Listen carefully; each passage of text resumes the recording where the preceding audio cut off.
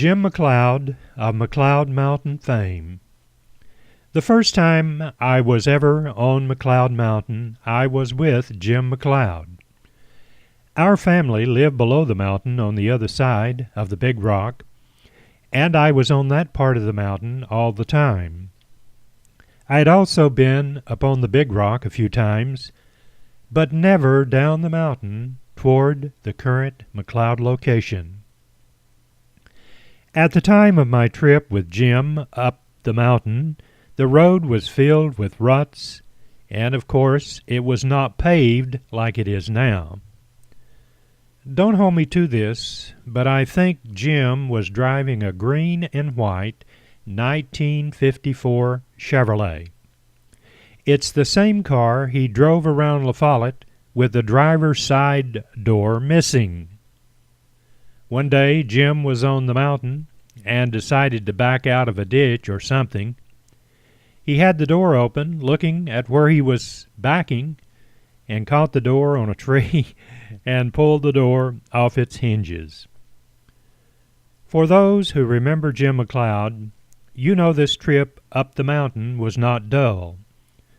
All the way up, as we drove over stumps and ditches, Jim talked about how he wanted to develop the mountain.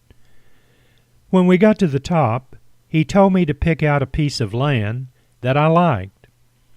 I chose one on the rim of the mountain, and Jim took a stake out of the trunk and placed my name on it in big black letters. "This belongs to you, Frank," he said, as he drove the stake into the ground.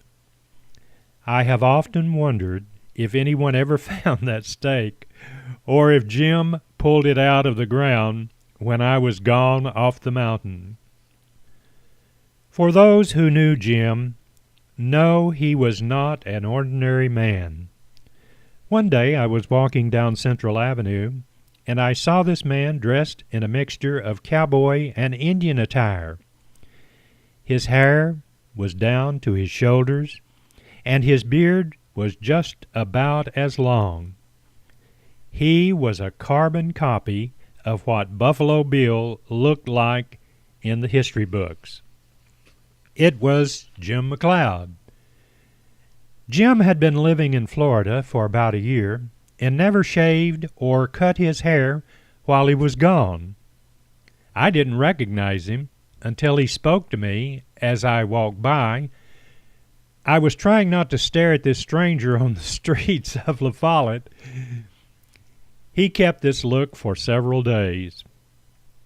I did not witness the event I'm about to describe, but it was the talk of the town for a while.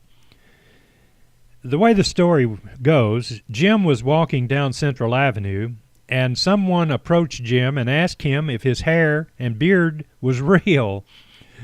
Jim assured him it was real, and the person, who I don't recall who it was, said, "Let me see," and proceeded to pull Jim's beard. Jim laid the guy out on the sidewalk with one punch. After that, no one questioned Jim's appearance. If I'm not mistaken, the La Follette Press took a photograph of Jim with his new return to hometown look and placed it in the paper. As I have said many times, I never maintained a journal on some of the things I witnessed, so I could be completely off base on this. I don't know what kind of archives they maintain at the La Follette Press, but if someone runs across that photograph, please post it on my Campbell County, Tennessee history page or put it in the paper.